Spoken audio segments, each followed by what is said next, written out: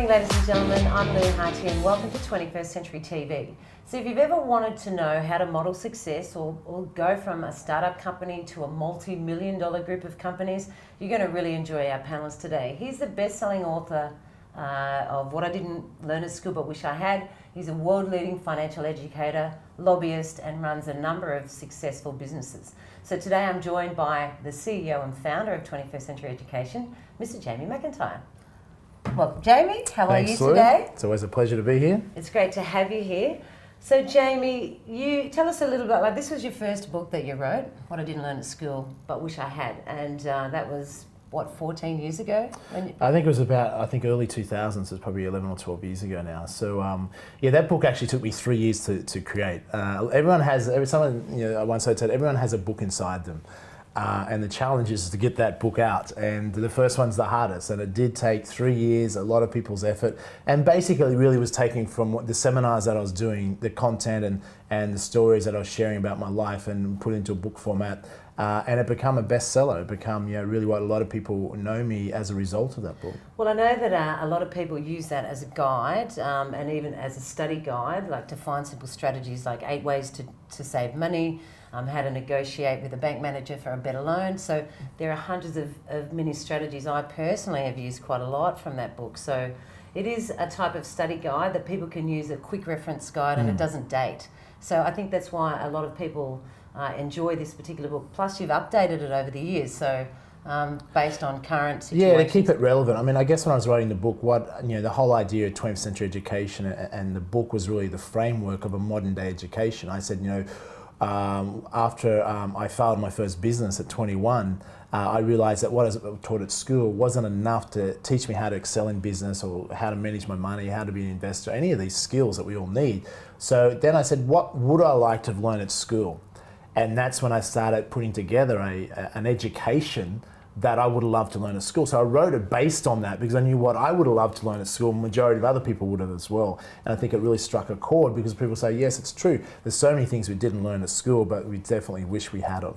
And that particular book has reached nearly 500,000 people. 500 million, we would like that, but we're working on that. Your intention is to get to 500 million. So when you first started this, one of your companies back 14 years ago, 21st Century Education, when you started, here's a photo of you. I hope you don't mind that I've brought this up. You're quite a handsome character there. Well, I guess everyone has their different opinion, but if you look at those photos, I guess I'm a big believer in personal growth, and certainly have grown a lot. That's good to see you filled out too. So I was actually, people don't realise, I grew up on a farm, a dairy farm and a beef farm. But at about age 21, I decided to radically change my health, and I became a vegetarian for 5 years. So you can see I lost a lot of weight. My parents thought I was crazy, there's something wrong with me. And after 5 years, I went back to just eating white meat. And for a period of 15 years, up until maybe 3 years ago, I never ate any red meat or dairy products. So that's one of the reasons why I was much skinnier back then. So there you go, children. Eat meat as well. So that's the difference. Now, one portion of what you do with 21st Century Education, because we'll talk about the different groups of companies that you do have, but one of them is seminars that you hold throughout. Now, when you first did this seminar back, 14 years ago, what were the numbers like? Can you remember what your first? I do. My first seminar was in Sydney. And there were 17 people. 17 people in the seminar, but they were very eager and they were very committed. Well, look, everyone needs somewhere to start, and was it all your family or other farmers? There's a few friends there, but 17 people, and it was a start, and I was very passionate and very committed to sharing what had dramatically changed my life and things that I thought were really common sense that people needed to know. That they simply weren't taught at school but could have. So I thought, this is crazy. It made such a big difference in my life. So it was easy to share with passion the things that were transforming my life. And that's a very good point, because if you look at all the successful business people around the world and yourself, you have been passionate from the time I've seen you on one of those DVDs back in, the late 90s. Or VHS videos. Yeah, the videos. The videos. Some people could probably relate to that. They still have VHS recorders. But if you look at last year or the year before when you had Sir Richard Branson over, At Hisense Arena in Melbourne, the audience has gone from 17 nearly to 6,500. So when you look back at where you were, the skinny little dude who didn't actually eat any meat, to the guy that's now on this massive stage, that must make you feel so proud of your accomplishments personally, right? It definitely does. I mean, I had a big vision for a long time, and my goal and my life purpose, a big part of it is to transform the world's education systems, to create a 20th century education so people around the world, not just Australia, get to access that. So as I said, we've reached over 550,000 people now from 17 different countries. But I feel after doing this for almost 15 years now, we're just getting started. Yes. We've done a lot of the groundwork, but there's a chance there to really change the world, and that's what drives me, and I know it drives a lot of my team, is that we believe in a higher purpose and we believe in a cause that's worth putting time, money and energy into, and it's really not work for us. It's I don't need to be motivated, I'm just naturally driven to achieve what I set out to do, and I'll achieve it. No matter if it takes another 10, 20 years, we will make a big difference and leave a legacy behind. Yeah, and that is one of your core attributes is your passion, and that's allowed you to have so much success. So you now have 12 companies within the banner under 21st Century Education. So not just seminars, but what are some of the other businesses? Yeah, so I guess a lot of people, if they've seen me at a seminar, I've read my book, they think, well, I'm an educator, that's predominantly what I do. But even that's my passion. But yeah, I've built many companies over the years in a range of industries, from a media company, publishing, through to accounting, financial services, stockbroking. I've bought and sold several companies, property, real estate, trading. So there's quite a diverse range of companies. I'm also a farmer. A lot of people don't realize I grew up on a farm, but I have rural companies of over $10 million worth of rural land holdings and farms. So I do a very diverse range of things. So I like to keep busy, you could say. But they're things that I'm passionate about, and they all support, in one way or the other, the overall mission to be able to help people. I think a lot of companies out there, like if you're looking at doing a particular property strategy, or you want to get into starting a business or trading financial markets, once people go into an initial company and they learn the strategy and they go, great, just say it's property, I'm going to buy some Australian property or some property in the US, then they think, oh my goodness, now I'm going to have to go and find a broker, find a finance guy, find an accountant to structure it all properly. So the fact that 21st Century Education offers those individual companies, the client, it's a one-stop shop pretty much. Yeah, that was the goal, because education is great, but education on its own is not enough. I mean, it's really about, we all know action is what changes your life. So to be educated is part of the, part of the jigsaw. You also need to implement what you've been educated about, and that's where people often need help. So a lot of the other companies grew out of providing those services, to help people implement many of the strategies we're talking about. So, and that's proven to be very effective, where people aren't left on their own. People have someone to help them, or different levels of experts in different areas. And there's also was a strategy that I modelled off Sir Richard Branson, one of my business mentors in Virgin. Virgin broke all the marketing rules many years ago to create and attach their brand to a diverse range of different companies that were seemingly unrelated. But it worked. And we've been able to do that with 21st Century. If you build up a loyal following, the power of a brand can carry over, so we can launch a new company in a completely different industry, and it can be successful because we have a large following already of raving fans that want to participate in that product or service. And also having that, those raving fans has allowed you to get comments and feedback to help improve it anyway. Right? Yeah, absolutely. Because if you design something for the people, well, then people sense that. It's not always going to be perfect. There's no perfect business. But I think if your intention's right, then that gets you a long way. And then if your execution and ability to deliver is right, well, then you're going to produce a greater result for a lot of people. And if you continually focus on the end user or the consumer or your client, I was always taught business should be an extension of your family. So we treat not only just our team, but our clients as our family. So we're going to look after them like we would look after a family member. Yeah, excellent. So we're just going to take a short break. We'll be back, a short commercial break. We'll be back in a minute, and we're going to talk to you about Jamie's 11th best-selling book. Welcome to 21st Century Business Academy. We're going to have a fantastic 4 days. These next 4 days could possibly, I'm not going to say could, the next 4 days will change your life. This gentleman actually owned a bank. She's going to talk about social media and also outsourcing, and a passionate, and I do mean passionate, public speaker. He makes money for his clients. Ladies and gentlemen, please be on your feet, do some exercise, dance, pop your fingers, stop the floor. Jamie McIntyre, Simon Scott, Justin Harrell, Stephen Molnar, Warren Black, Curran Ray, Lou Harty, Armand Moran, Laurel Langmeyer, Kate Engler is in the house. So the first rule in business is you must add value to society in some way. Old school is just make a profit, who cares if it adds value? New school is predominantly social mission. You should be going out in the world saying, how can I change the world and make it a better place? That's where you should start with your business ideas. This is just awesome. I mean, if you can start thinking about what you could do in your business, if you had all of this data on your customers and the ability to talk to not only your customers directly, because you get their email address, but all of their friends. Like, wow. Listen to what they want, go and get it, and give it to them. How simple is that for business? I think that small businesses are the backbone of our great country.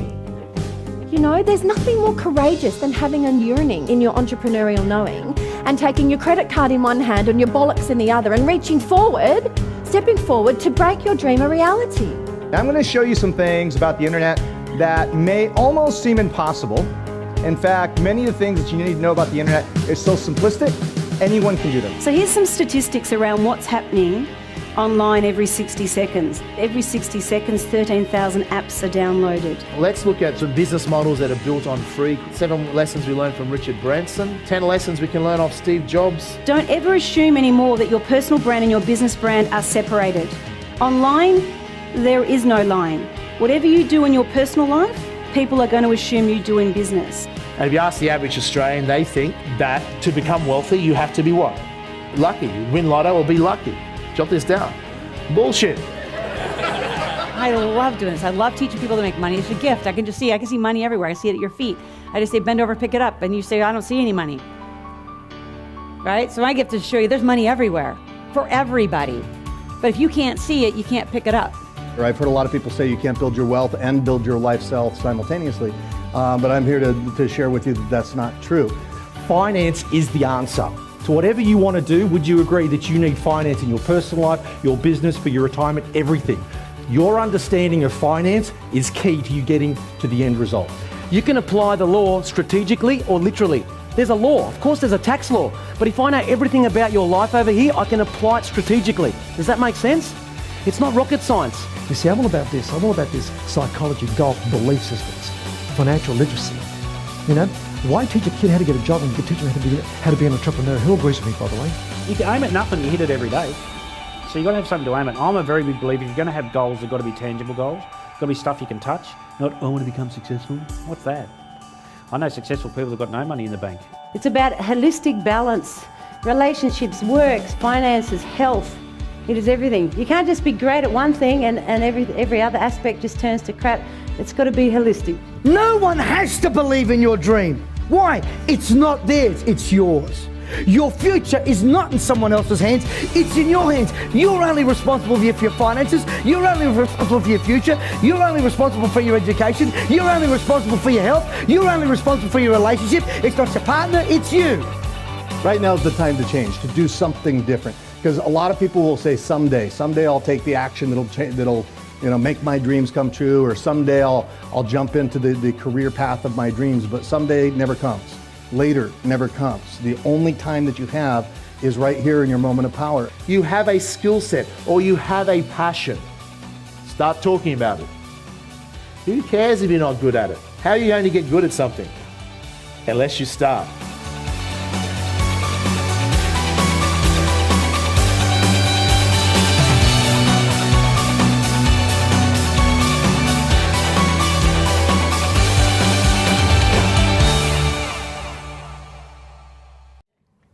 Welcome back, it's Lou Harty from 21st Century TV. Today I'm joined by Mr. Jamie McIntyre, best-selling author and entrepreneur of 21st Century Education. So, Jamie, you have just completed your 11th book. So for the viewers at home, his initial book was What I Didn't Learn at School But Wish I Had.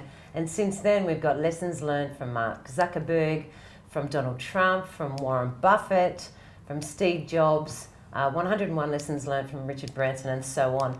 So there is a definite theme and focus around this, which seems to be obviously the successful entrepreneurs. Now, is your inspiration for these books taken from, one, you sort of want to model the strategies that they do?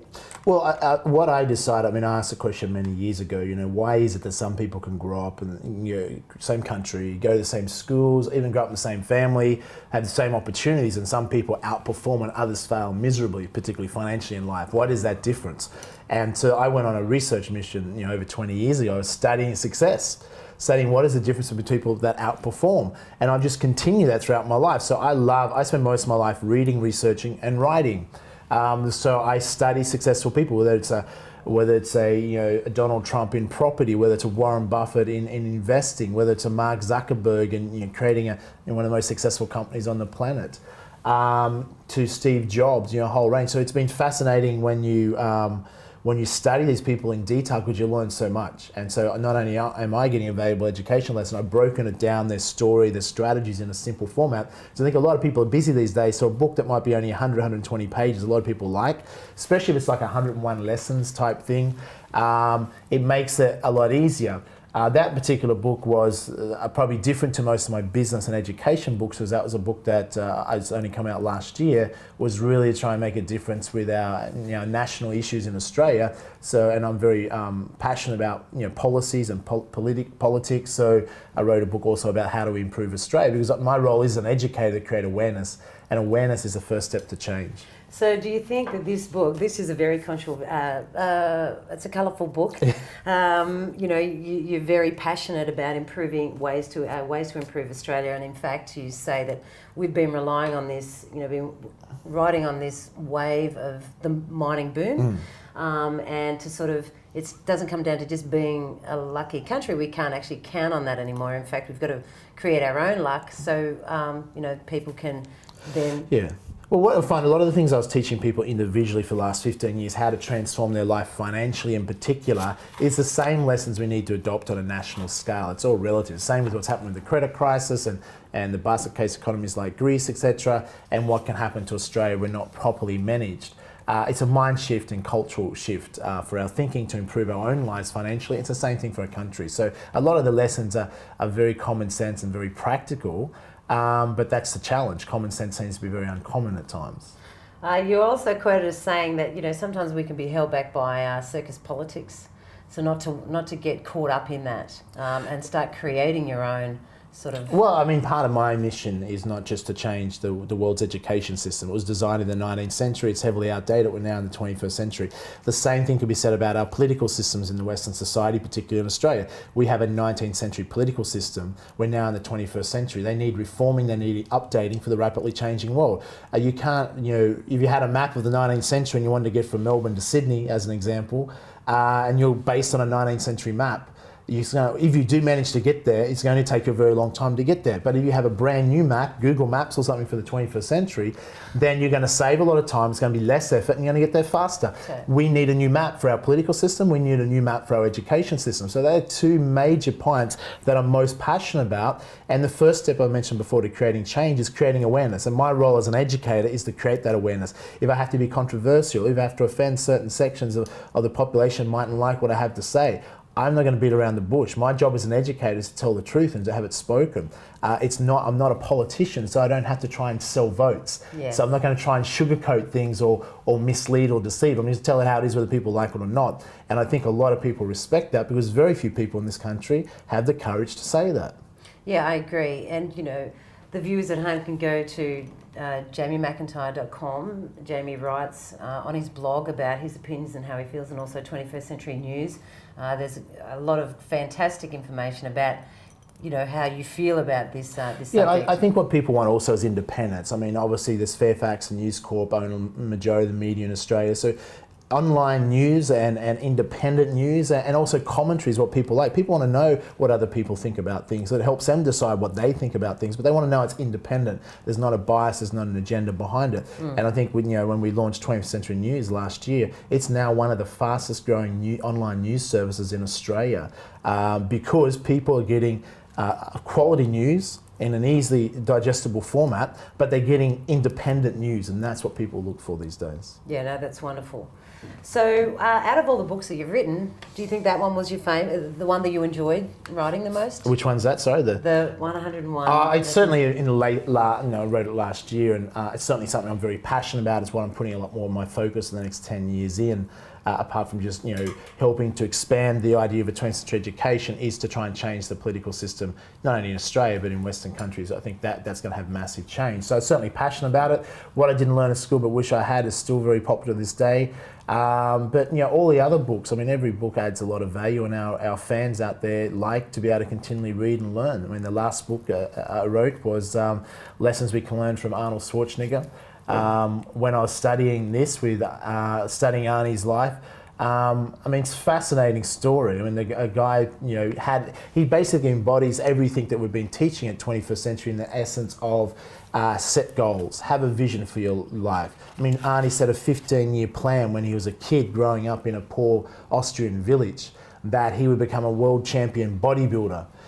That would be his ticket to America, the land of opportunity, and there he would become successful and then break into becoming the highest paid Hollywood actor ever. I mean, what kid would write that out in a 15-year plan and had the gumption to follow through and actually not only achieve that, but he also become a millionaire through real estate investing, a millionaire also through his building businesses. He self-taught himself everything. He was not lazy, he was driven. And then ultimately married a Kennedy and become a leading governor of the 7th largest economy on the planet. So whether people like Arnie or not, the guy has been able to achieve many things. And he would have become most likely president of the United States if they changed the constitution to allow foreigners that are born overseas to do that. So his story I thought was remarkable. So it was great to study that and put it into a simple format, and it's been very popular. I think everybody agrees, and the fact that he is a very successful role model for. Whether it's people that grew up with him, even my son who's 16, he's a role model for him. My husband is a role model for him. I actually like looking at Arnie myself.